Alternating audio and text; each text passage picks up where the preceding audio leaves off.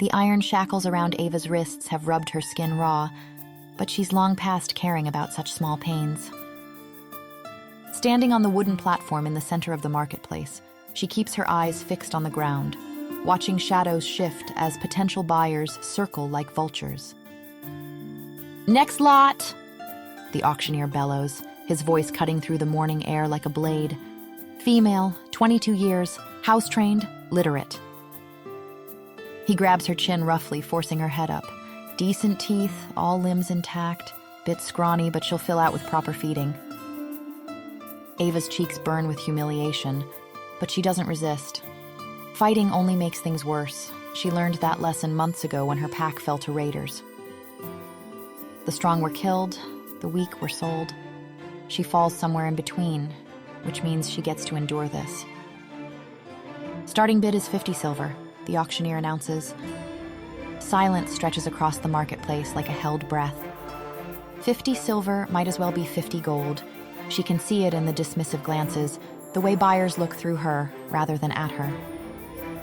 Too thin, too plain, too broken by years of hunger and hardship. 30 silver? The auctioneer tries, his voice losing some of its confidence. A few men step closer, examining her like livestock. Their eyes are cold, calculating. She knows what they're thinking. Kitchen slave, field hand, something disposable. Her heart hammers against her ribs, but she forces herself to breathe steadily. She's trained as a healer, the auctioneer adds desperately, grasping at straws. Knows herbs, can set bones, birthing work. The scattered laughter that follows makes her stomach clench. Who needs a healer when you've got claws and fast healing? Someone calls out. Waste of silver, that is. 20 silver, comes a gravelly voice from the crowd. Ava's blood runs cold. The man who steps forward is broad and scarred, with yellowed teeth and hands that look like they've broken more bones than healed them. His eyes strip her bare, and she sees her future written in his cruel smile. Back-breaking labor, beatings for the smallest mistakes, a life measured in bruises and fear. 20 silver from Gareth, the auctioneer says, relief clear in his voice. Do I hear 25? The silence is deafening. Gareth grins, already counting his coins. 15, he says, haggling like she's a sack of grain. Look at her, she's half dead already. Lucky if she lasts the winter. The auctioneer's face falls. Sir, surely... 15 or I walk, Gareth snarls. Ava closes her eyes, trying to summon what little strength she has left. Maybe if she works hard, keeps quiet, doesn't give him reason to hurt her. 15 silver to... The auctioneer protests. No one else wants her. Gareth interrupts, and you know it. The replies dies in the auctioneer's throat as ripple of tension sweeps through the marketplace.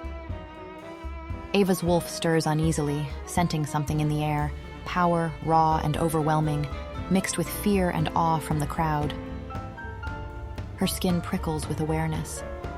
Every instinct screams at her to lower her eyes, to make herself small, to submit to whatever force has just entered their midst.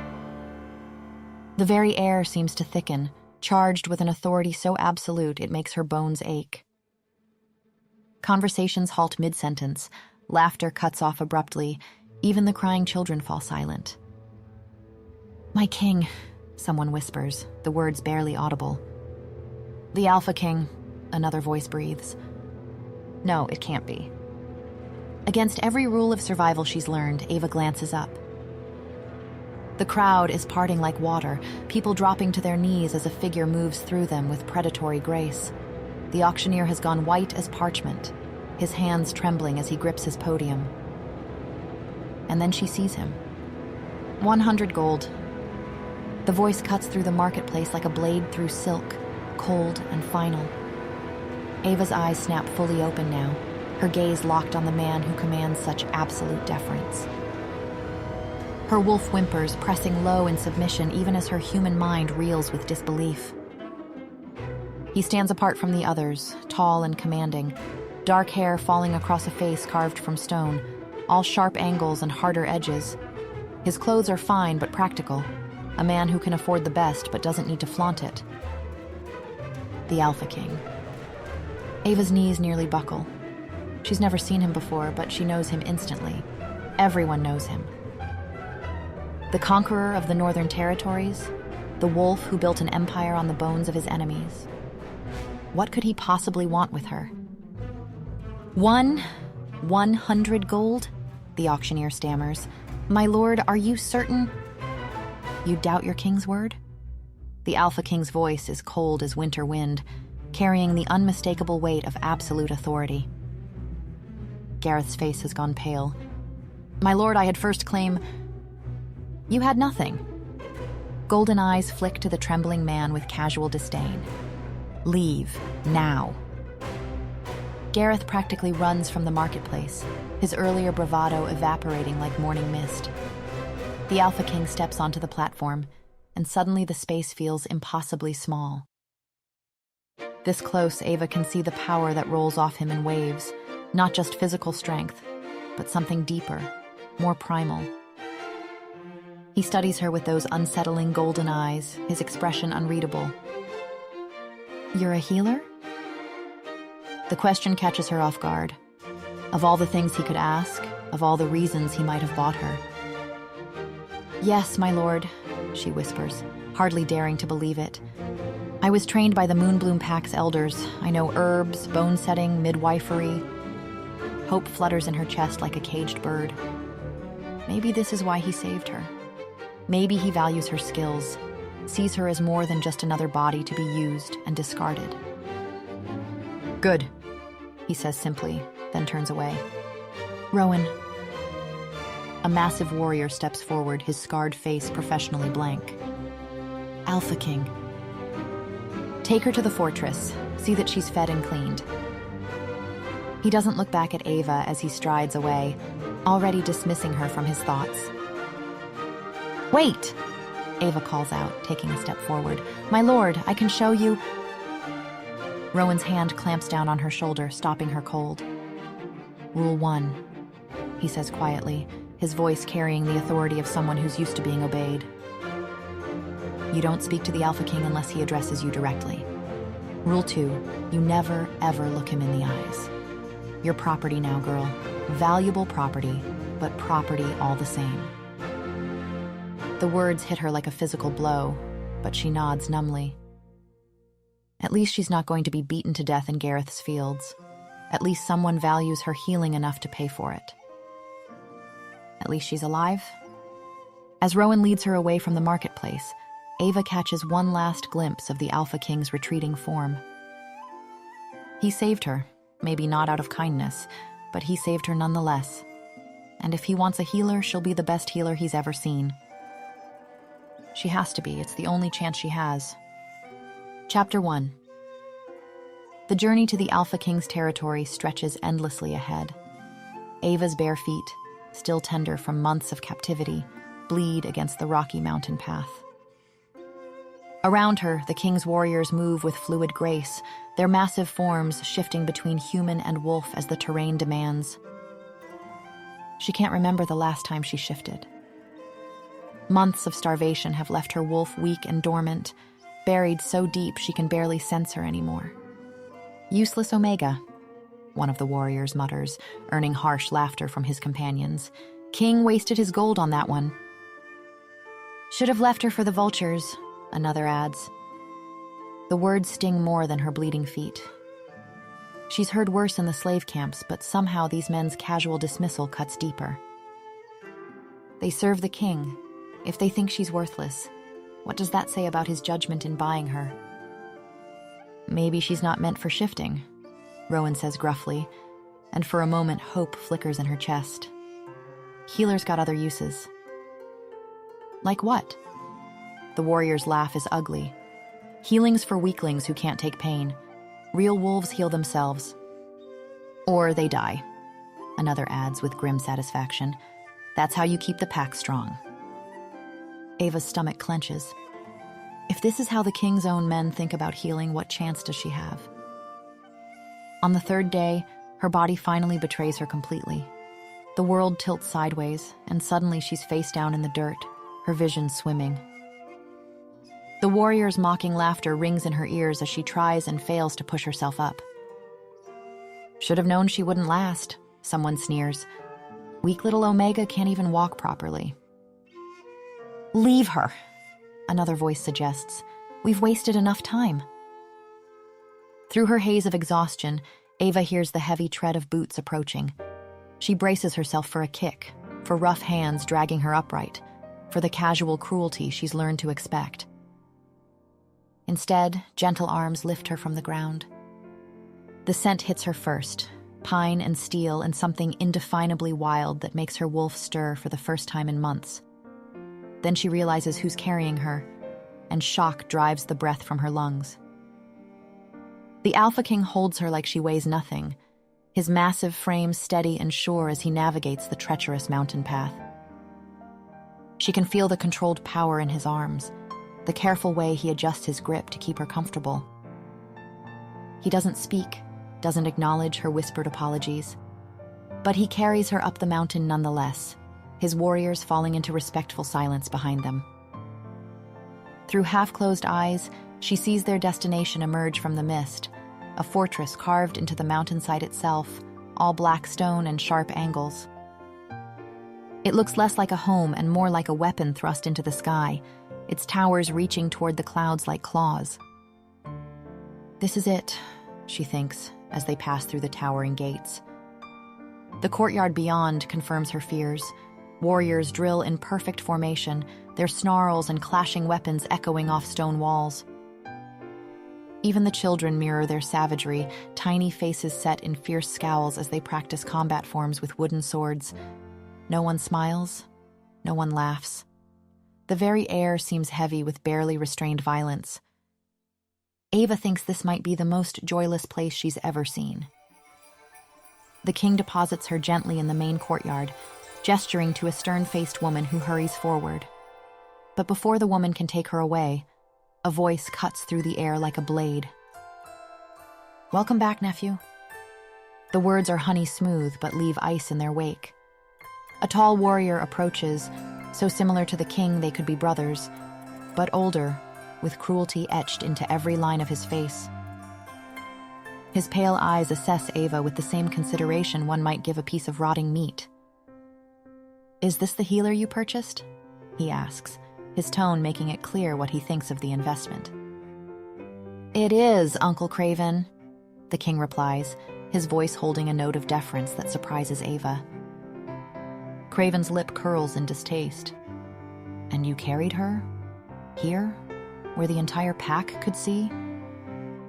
The stern-faced woman, clearly a servant, tugs urgently at Ava's arm, trying to hurry her away from the tension crackling between the two men.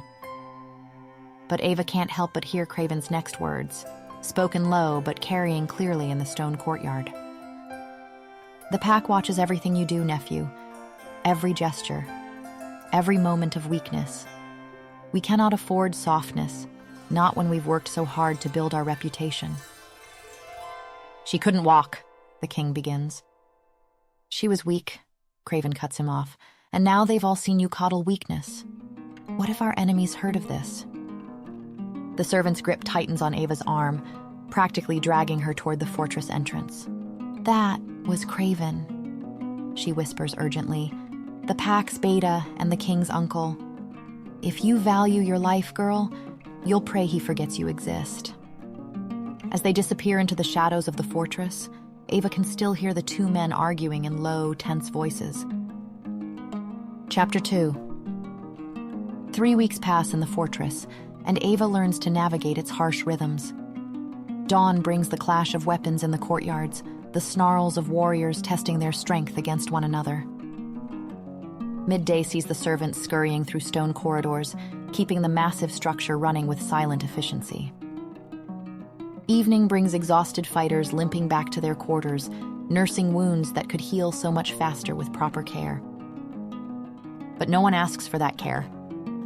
Ava scrubs floors and tends fires, grateful for the steady meals and warm bed that come with her servitude. It's more than she dared hope for at the auction block. The work is hard but honest, and no one raises a hand to her, a luxury she'd almost forgotten existed. Still, watching the daily suffering around her makes her heart ache. She sees a young warrior struggling to use his sword arm after a training injury, his shoulder clearly dislocated. When she approaches with gentle hands and healing energy already warming her palms, he recoils like she's offered him poison.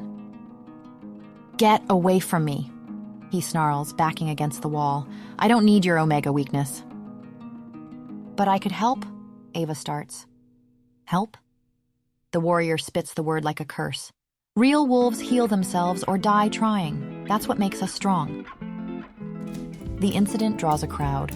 Other warriors gather to watch, their faces twisted with disgust as if she's committed some unthinkable blasphemy. A senior fighter pushes through the group, his scarred face thunderous. "What's this Omega doing?" he demands. "Trying to corrupt Dane with her healing nonsense," someone calls out. "Healing's for the weak," another adds. "No true warrior needs it." The senior fighter's eyes narrow on Ava. "You were bought as a servant, not a healer. Remember your place, Omega." Shame burns her cheeks as she retreats, but confusion burns hotter. If the king bought her as a servant, why ask about her healing at all? Why pay 100 gold for someone to scrub floors? The pattern repeats itself over the following days. A kitchen maid burns her hand on a hot pot. Ava offers to heal it and gets shouted at for encouraging clumsiness. A guard develops a festering cut that could turn dangerous. Her suggestion of treatment earns her a lecture about how real wolves don't coddle minor wounds. Each rejection chips away at her hope a little more. Maybe she misunderstood. Maybe the king asked about her healing just to confirm what he was buying, not because he intended to use those skills. But then why carry her up the mountain? Why show such unexpected gentleness to a mere servant? The question gnaws at her until she can't stand it anymore. Her chance comes one evening as she's cleaning the Great Hall. The king strides through with several advisors, discussing patrol routes and supply lines. His voice carries the same cold authority she remembers from the auction, but there's something else there too. A weariness that makes her heart clench unexpectedly. This is her moment. She has to know. "My lord?" she calls softly, stepping forward with her cleaning rag clutched in her hands. The conversation stops dead. The advisors turn to stare at her with expressions ranging from shock to outrage. The king's golden eyes flick to her briefly before looking away, as if she's beneath notice. "My lord, I wanted to ask about—" "How dare you!" One of the advisors steps forward, his face flushed with indignation. "A servant does not address the Alpha King directly." "But I'm a healer," Ava protests, desperation making her voice rise. "He bought me as a healer, surely he wants me to—" "You are nothing," the advisor snarls. "You speak when spoken to, not before." Rowan appears from nowhere, his hand clamping down on her shoulder with bruising force. "My apologies, Alpha King. The Omega forgets her place." "See that it doesn't happen again," the king says coldly, and continues walking as if she never existed. Ava's heart sinks as Rowan drags her away, his lecture about proper behavior washing over her like noise. Frustration builds in her chest until she can barely breathe. If she's not meant to heal, why won't anyone simply tell her? Why this cruel pretense that her skills matter when clearly they don't? But the next morning, everything changes. She's sweeping the training courtyard when she hears the sickening crack of bone breaking wrong. A boy, no more than 12, crashes to the ground during an aerial combat drill, his leg twisted at an unnatural angle. The child tries to stand and collapses with a cry that tears at her heart. Around the courtyard, warriors watch with cold indifference.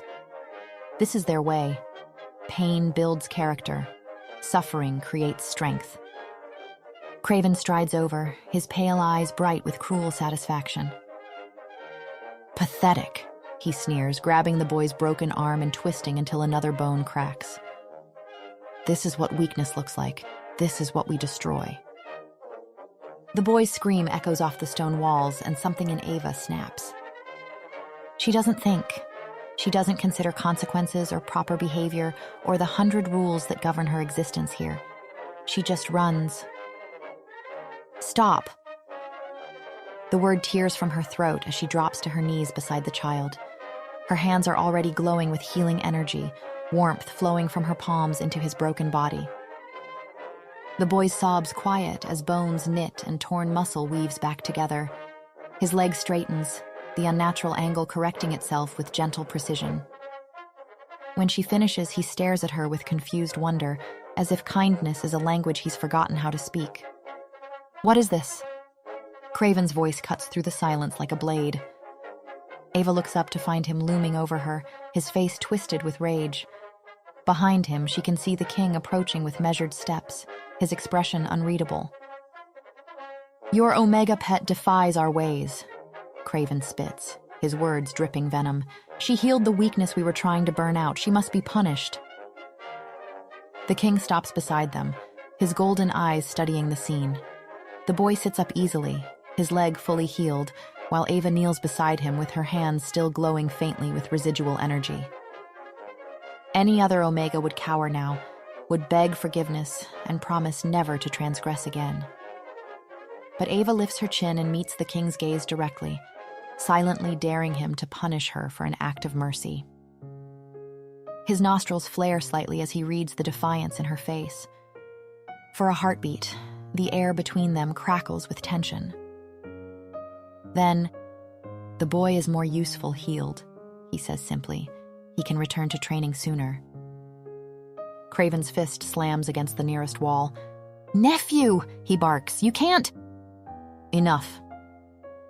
The king's voice carries the full weight of his alpha power, making every warrior in the courtyard flinch. Do not question me again. As guards escort Ava back toward the fortress, she feels Craven's hatred burning into her back like acid. But it's the king's expression that haunts her, that brief moment when his mask slipped, showing something that might have been gratitude. Chapter 3. The days following the incident in the courtyard feel different. Ava moves through her duties with renewed purpose, waiting for someone to seek her out, to ask for the healing the king had publicly defended. Surely now that he'd sided with her in front of the entire pack, things would change. She could finally prove her worth, show him that his 100 gold hadn't been wasted on a mere servant. She finds herself thinking of him more than she should. The way his golden eyes had assessed the healed boy, the careful neutrality of his expression that somehow felt like approval. He'd protected her choice when he could have easily sided with his uncle. That had to mean something. But no one comes. Warriors still nurse their wounds in stubborn silence. Servants still treat injuries as shameful weaknesses to be hidden. The culture of suffering runs too deep to change overnight, even with royal endorsement. Still, Ava allows herself to hope. Maybe it just takes time. The knock at her door comes after the evening meal, sharp and authoritative. A guard she doesn't recognize stands in the hallway, his expression professionally blank. You're to come with me, he says simply. Where? Ava asks, setting down her mending. The Alpha King wants a word. Her heart stops, then starts again, hammering against her ribs so hard she's sure he can hear it. The king wants to see her? Privately? Her mind races through possibilities. Maybe he has work for her. Maybe he wants to discuss how she can best serve the pack's healing needs. Or maybe she's in trouble. The guard leads her through corridors she's never seen before, deeper into the fortress where only the highest-ranking wolves are allowed. Her bare feet whisper against stone floors as they climb winding stairs toward what must be the royal chambers. When the guard stops before massive oak doors and knocks, Ava's palms are slick with nervous sweat. Enter, comes the familiar voice from within. The doors swing open to reveal a chamber that takes her breath away. Rich tapestries line the walls, and a fire crackles in a hearth large enough to roast a deer. The space is warm and comfortable in a way the rest of the fortress isn't. A private sanctuary away from the harsh realities of pack life.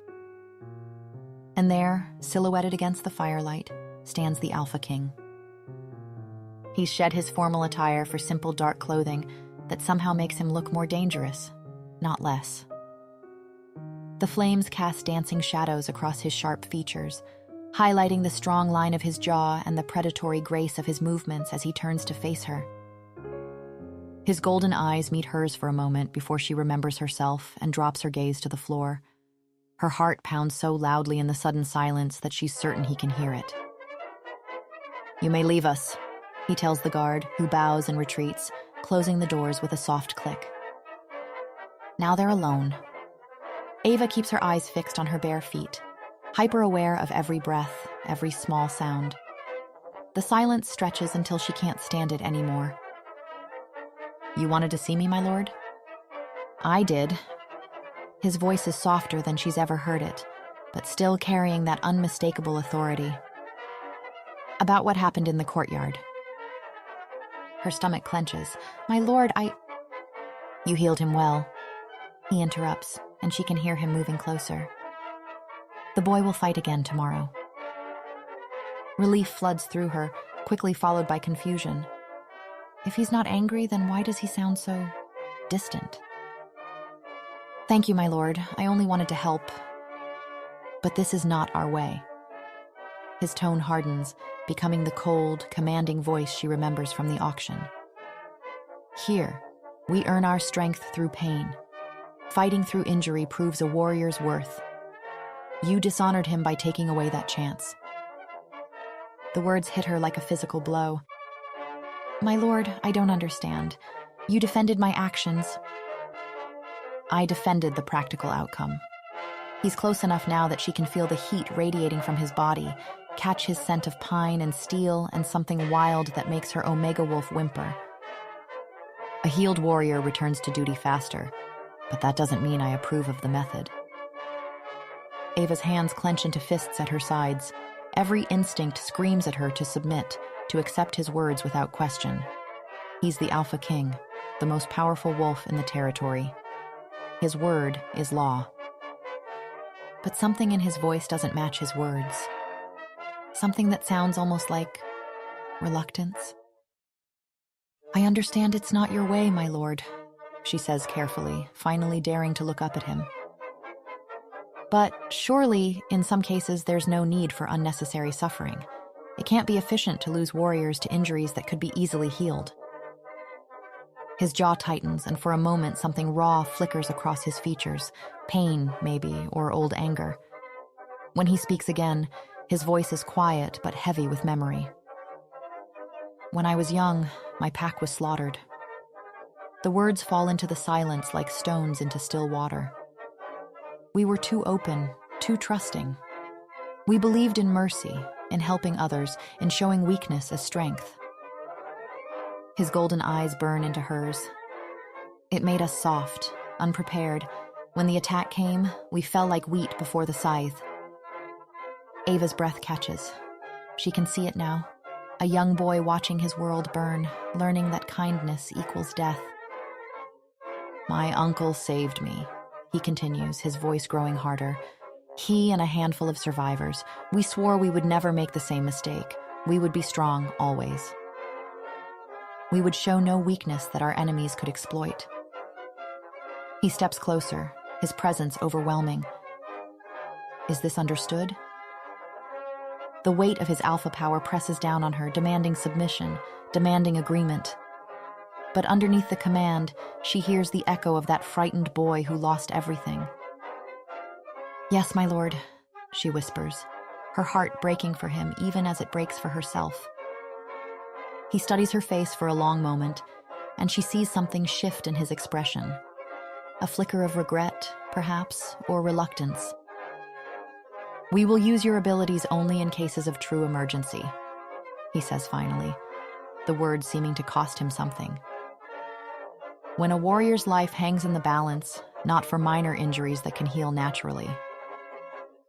Ava's eyes snap to his, hope flaring bright in her chest despite everything. It's not what she dreamed of, but it's something. It's a chance to help, even if only rarely. "Thank you, my lord," she breathes, dropping into a deep bow. "I understand." She turns toward the door, her mind already racing with possibilities. Emergencies only. She can work with that. She can... Ava. The sound of her name in his voice stops her cold. She turns back, suddenly flustered, suddenly too aware of the intimacy of this moment. Alone in his chambers, firelight dancing between them, the careful walls he's built showing hairline cracks. "Yes, my lord?" "You should avoid my uncle." The warning is quiet but serious. "Craven doesn't share my practical view of your abilities. It would be wise to stay out of his way." "Oh," she says, and for some reason the thought disappoints her more than it should. "Yes, my lord, I understand." She curtsies again and flees before she can say something foolish, her cheeks burning with embarrassment she can't quite name. In the days that follow, Ava tries to honor his wishes. When she sees injuries that could be easily healed, she forces herself to look away. When warriors limp past her with obvious pain, she keeps her glowing hands firmly clasped behind her back. But then comes the morning when a young she-wolf crashes during an aerial combat drill, her leg twisted wrong with bone jutting through skin. Blood pools beneath her as she writhes in agony, and Ava knows with sick certainty that without immediate intervention, the girl will bleed out. This is an emergency. This is exactly what he meant. She doesn't hesitate. Her hands are already glowing as she drops beside the injured wolf, pouring healing energy into the catastrophic wound. Bone straightens, muscle knits, skin seals without a scar. The girl's agonized screams fade to confused whimpers, then to silence as she stares at her perfectly healed leg in wonder. "How dare you?" Craven's voice cracks like a whip across the training ground. Ava looks up to find him stalking toward her, his pale eyes bright with rage. "This Omega defies our ways again," he snarls to the gathered crowd. "She corrupts our warriors with her weakness." But even as he rages, Ava catches sight of the Alpha King watching from the balcony above. Their eyes meet for just a moment, and she sees something there that makes her breath catch. Approval, satisfaction, and underneath it all, a warmth that has nothing to do with practical efficiency and everything to do with pride. He's happy. Despite everything he said about their ways, despite his uncle's fury, despite the danger to his reputation, he's proud of what she's done. The realization hits her like lightning, and suddenly she understands. The conflict isn't just between her healing and their culture. It's between what the Alpha King was taught to believe and what he actually feels. And maybe she's not the only one beginning to change. Chapter 4.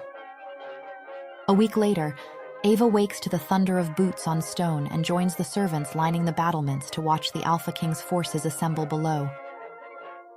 "What is happening?" she asks another maid, hurrying outside. The latter sends her a disbelieving look, surprised by Ava's ignorance. "Haven't you heard? The king leaves for battle today." Hundreds of warriors fill the courtyard, some in human form with gleaming armor, others already shifted into their wolf forms, massive beasts with eyes that burn like coals. At their head sits the king on his black destrier, his dark armor fitted perfectly to his powerful frame. His voice carries clearly as he addresses his troops, speaking of honor and strength. The warriors respond with thunderous roars and howls of approval. Ava watches until the last warrior vanishes from sight, her heart heavy with an emotion she can't quite name. In the days that follow, with the king's intimidating presence absent, something unexpected begins to happen. The first sign comes when a kitchen maid approaches Ava hesitantly, cradling a burned hand against her chest. "Please," the girl whispers, glancing around nervously. "It hurts so much, and the cook says if I can't work, I'll be turned out." Ava heals the burn without hesitation, watching relief flood the girl's face. Word spreads quietly through the servants' quarters. The Omega can help, and she will. Soon, others begin to seek her out.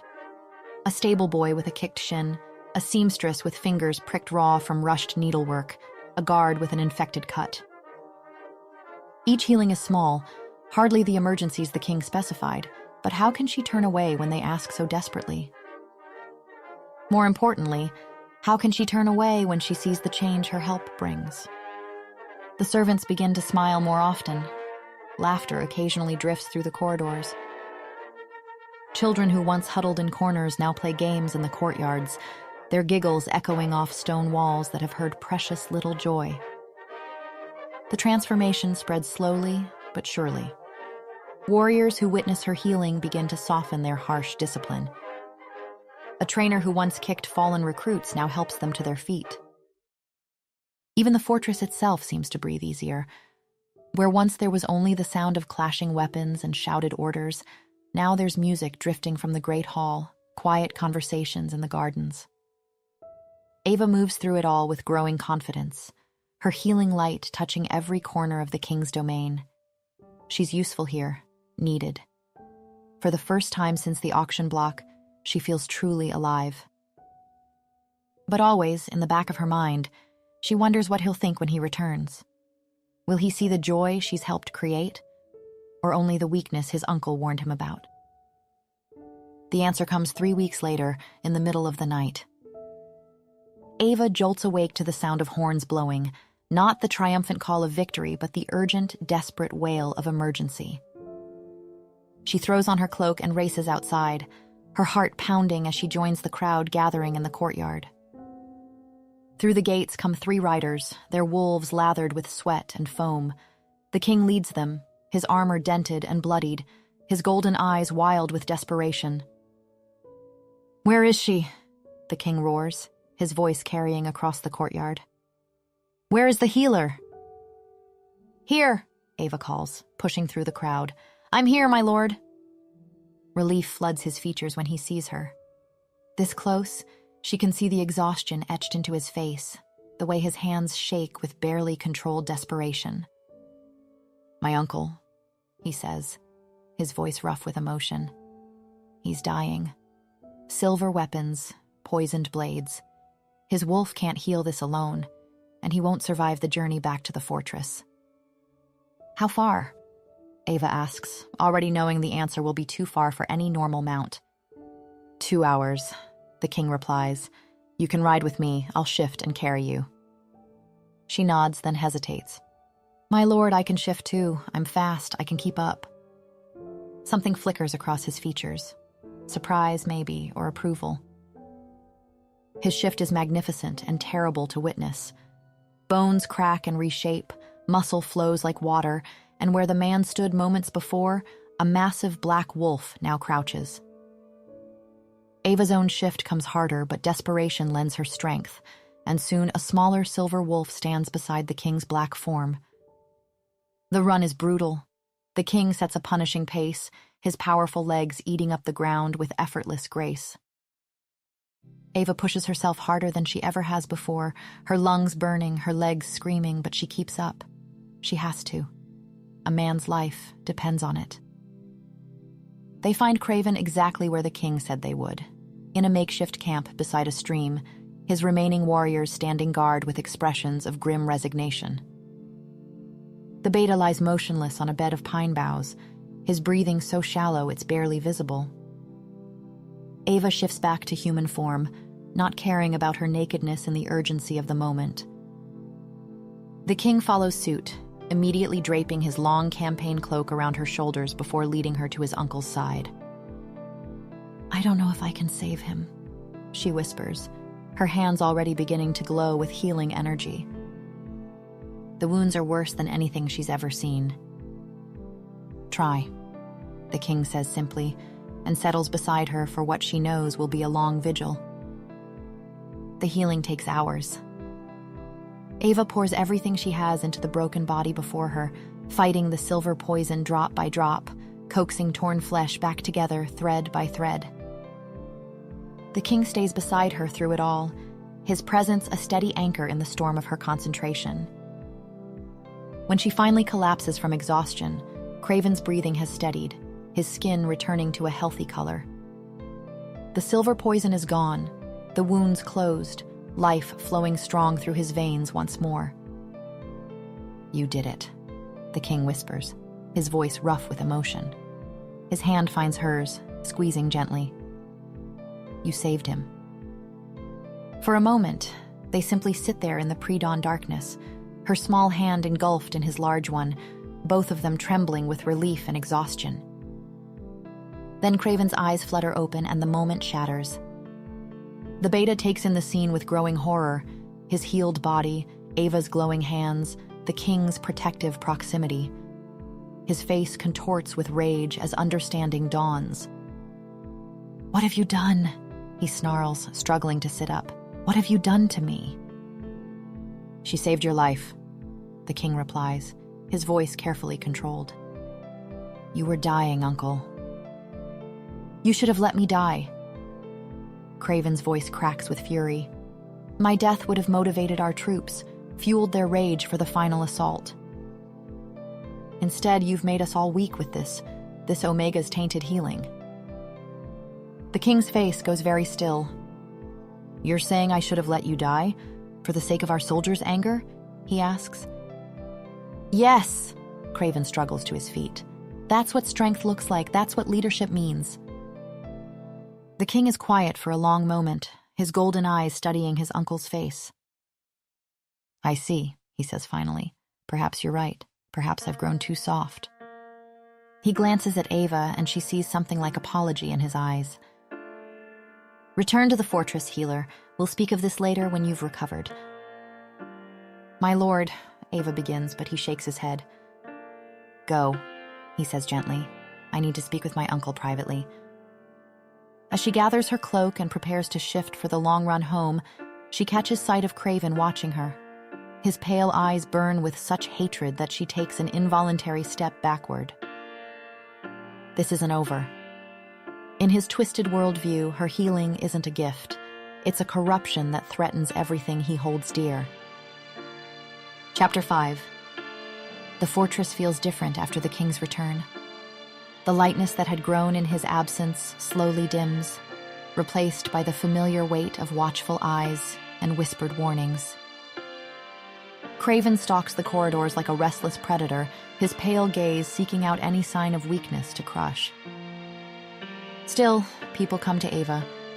They approach more carefully now, glancing over their shoulders before asking for help, but they come nonetheless. A servant with a twisted ankle, a guard with a festering wound, a kitchen maid whose hands shake too badly to work without healing. She helps them all, but the joy has gone out of it. Where once there was laughter and open gratitude, now there's only furtive relief and nervous glances. It's been 3 weeks since the night she saved Craven's life, and the king hasn't spoken to her once. She catches glimpses of him sometimes, crossing the courtyard with his advisors, reviewing reports in the great hall, training with his warriors. But his golden eyes never seek her out, never acknowledge her presence. It's as if that moment beside the stream, when he'd squeezed her hand and looked at her with such warmth, never happened at all. But she remembers. She replays that night endlessly in her mind, the desperate ride through the forest, the way he'd matched her pace without complaint, the hours he'd sat vigil beside her as she fought to save his uncle's life. The memory of his hand in hers, strong and warm and reassuring. Most of all, she remembers the moment when he'd draped his cloak around her naked shoulders, his movements careful and respectful even in the urgency of the situation. The weight of the fabric had been nothing compared to the weight of his consideration, and the memory makes her cheeks burn with feelings she can't quite name. She's crushing on him. The realization hits her like a physical blow one evening as she watches him from across the great hall. He's discussing strategy with his captains, his voice carrying the familiar authority she's come to know, and her heart does something complicated in her chest. This is dangerous. This is foolish. She's a servant, a slave, bought and owned like any other possession. But her traitorous heart doesn't seem to care about such practical concerns. The knock at her door comes long after the fortress has settled into sleep. Ava opens it to find Craven standing in the hallway, his pale eyes gleaming in the torchlight. "The king wants to see you," he says without preamble. Her heart leaps, then immediately falls. Something in his tone feels wrong, too cold even for Craven's usual cruelty. "Now, my lord?" It's quite late. "Now," he says firmly, turning away. "Follow me." They walk through corridors she's never seen before, descending stone steps that grow damper and colder with each level. The dungeons, she realizes with growing unease. Why would the king want to meet her here? Is there a prisoner who needs healing? She asks, trying to keep her voice steady. Craven doesn't answer. They emerge into a circular chamber lined with empty cells. Several guards wait in the shadows, their faces hidden behind iron helms. But there's no prisoner, no injured person requiring her skills. And no king. "My lord," Ava says slowly, turning to face Craven, "where is the Alpha King?" His smile is sharp as a blade. "He's not coming." Fear crawls up her spine like ice water. The guards shift closer, their hands moving to their weapons. She's trapped, cornered like prey in a hunting net. "You're going to disappear tonight," Craven continues conversationally. "A tragic accident, perhaps. Or maybe you'll simply wander away. Desert your post. These things happen with slaves." "Please," she whispers, backing against the stone wall. "I've done nothing wrong. I only wanted to help." "Help?" His voice cracks like a whip. "You call this corruption help? You've made them weak, dependent, soft. You're poison, girl. You're the rot that will destroy everything we've built." She sees the madness in his eyes now, the fanatical certainty that brooks no argument. He truly believes she's a threat to everything he holds dear. "My lord, I only seek to heal, and that's exactly why you must die." He lunges forward, his hands reaching for her throat. Ava screams. The sound echoes off the stone walls, high and desperate. She tries to dodge, but there's nowhere to go. Craven's fingers close around her neck, and she feels the terrible strength in his grip. Then the chamber explodes into chaos. The king tears through the entrance like an avenging angel, his golden eyes blazing with fury. His roar shakes dust from the ceiling as he takes in the scene. Ava pinned against the wall, Craven's hands around her throat, the guards moving to surround them. "Let her go," he snarls, his voice carrying the full weight of his alpha power. Craven releases her, but his face shows no remorse. "She's poison, nephew. She'll destroy us all if we let her live." "I told you already," the king says, his voice dangerously quiet. "She stays." "And I told you that's impossible." Craven's composure finally cracks. "Look what she's done to you. Look how weak you've become. Our enemies will smell it on you like blood in the water." Using our resources wisely isn't weakness. It's madness, Craven spits. "She's made you forget who you are, what you are. You're the Alpha King, not some lovesick fool moon-eyed over an Omega." The words hang in the air like a death sentence. Ava's cheeks burn with shame, and something else, hope, maybe, or terror at having her feelings so brutally exposed. "You've lost sight of reason," the king says quietly. "This has gone too far." "Too far?" Craven laughs bitterly. "I raised you from nothing. I saved you when your parents' weakness would have gotten you killed. I made you strong, made you king, and this is how you repay me?" His hand moves to his belt, drawing a wicked-looking dagger. Its blade gleams with the same oily sheen Ava remembers from his earlier injury. Poison. "If you won't be the king I made you to be," Craven says sadly, "then perhaps it's time for new leadership." He strikes without warning, the blade aimed straight at the king's heart. But the king is faster, catching his uncle's wrist and twisting until the dagger clatters to the floor. What follows is terrible to witness. Uncle and nephew, teacher and student, locked in deadly combat. They're evenly matched in skill, but the king has youth and strength on his side. He should win easily. But then the guards join the fight. "For the true Alpha!" one shouts, his sword singing as it cuts through the air. "For strength!" another cries, his blade seeking the king's spine. They're outnumbered 5-1, but the king fights like a man possessed. His claws tear through armor, his strength sending grown warriors flying, but there are too many, and they keep coming. Ava watches in horror as a sword finds its mark, then another. The king staggers but doesn't fall, his golden eyes still blazing with determination. He's magnificent in his fury, terrible and beautiful and utterly doomed.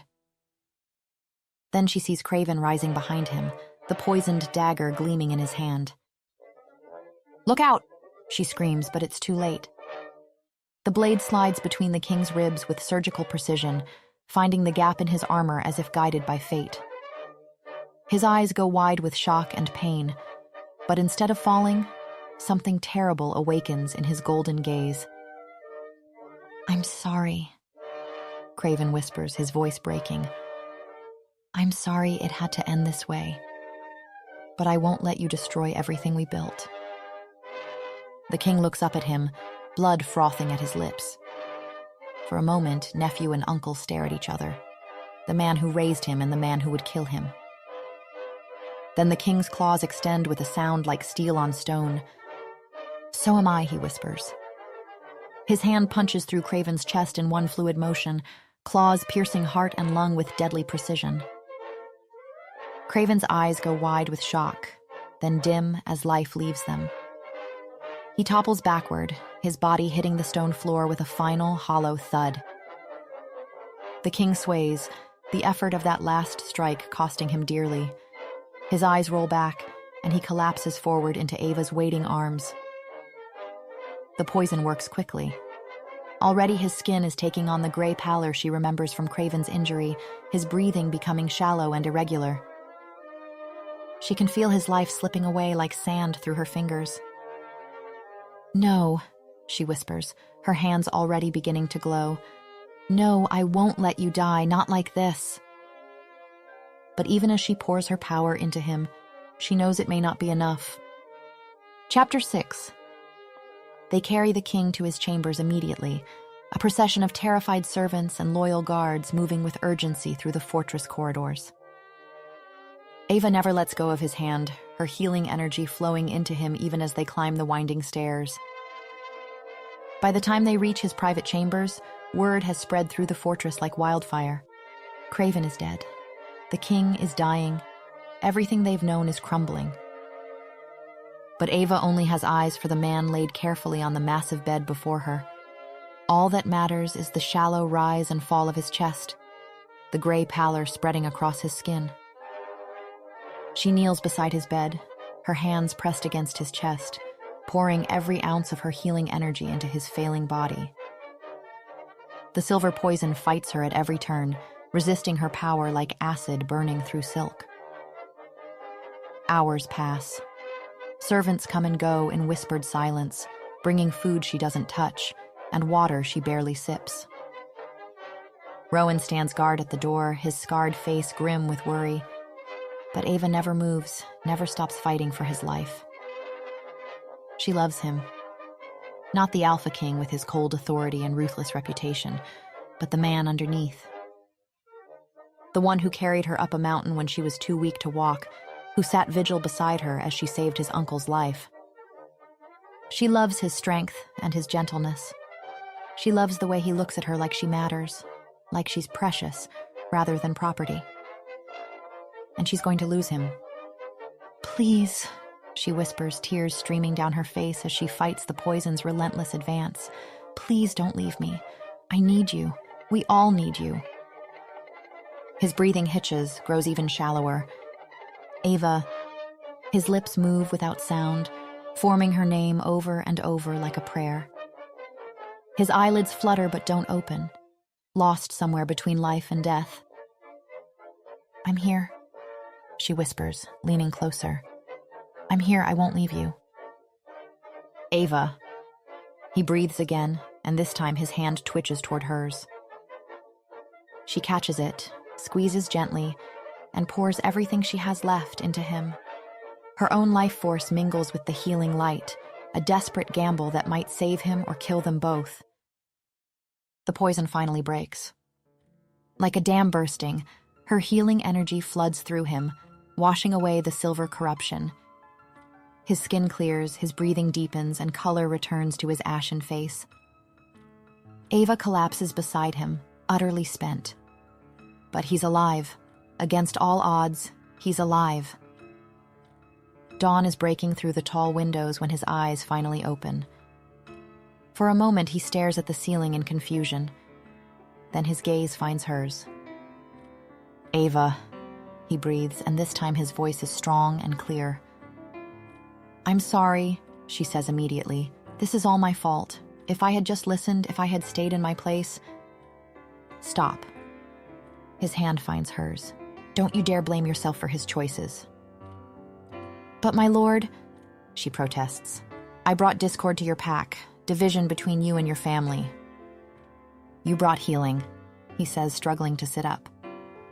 Ava shakes her head, tears spilling down her cheeks. "Your uncle is dead because of me. He's dead because he chose hatred over hope." The king's thumb brushes across her knuckles. "I've been watching, you know. These past weeks, I've seen what you've done for my people. The servants smile now, the children laugh." He pauses, his golden eyes searching her face. "You were right about needless suffering. It isn't strength. It's just cruelty disguised as tradition.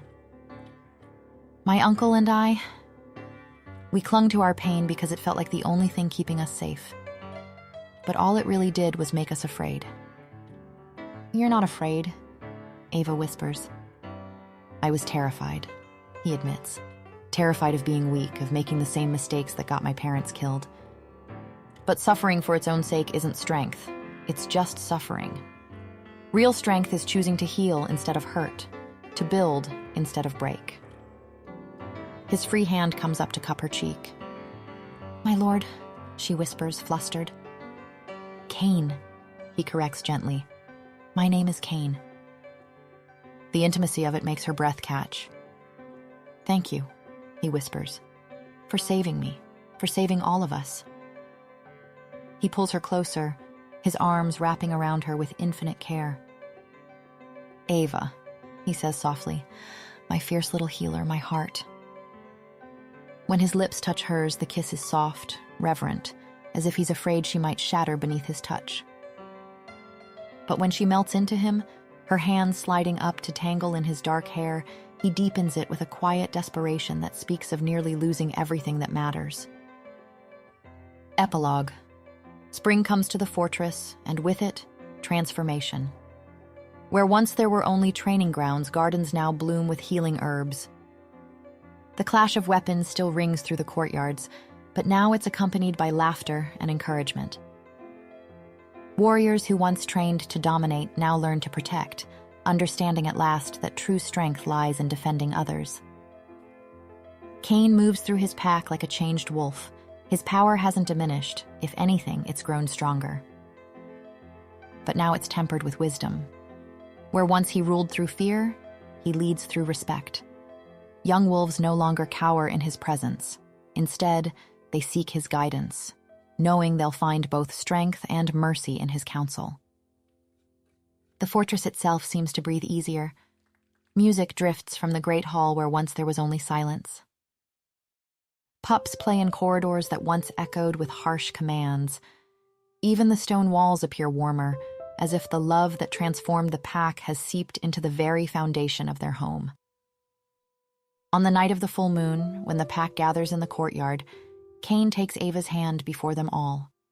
The mighty alpha who once saw kindness as weakness now looks at her with undisguised devotion. "You were brought here as a servant," he says, his deep voice carrying to every ear. "But you've freed us all. You've taught us that true strength isn't about how many we can defeat, but how many we can protect. You didn't just heal our wounds, you healed our hearts." Under the silver light of the moon, he marks her as his mate, his gentle bite a promise of eternal love. Their wolves twine together, black and white, strength and mercy, two halves of a whole finally united. Thank you so much for listening. I hope you enjoyed the story. This week again, I'm giving away 1 month of free access to all my Patreon content. Exclusive stories, bonus chapters, and even a special one linked to this episode. Just leave a comment below with your favorite quote from today's story, and I'll announce the winner in my next video. Good luck!